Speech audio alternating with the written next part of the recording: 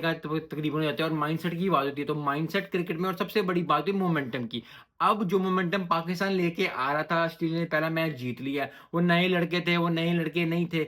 अपने घर में कोई भी जो है वो इसलिए वो मिसाल दी जाती है कि अपने घर में हर कोई शेर होता है, तो शेर होते हैं। ऑस्ट्रेलिया को हराना आसान बात नहीं है, बहुत लोग लाइट ले रहे हैं कि नहीं जी, वो नहीं खेला, वो नहीं खेला।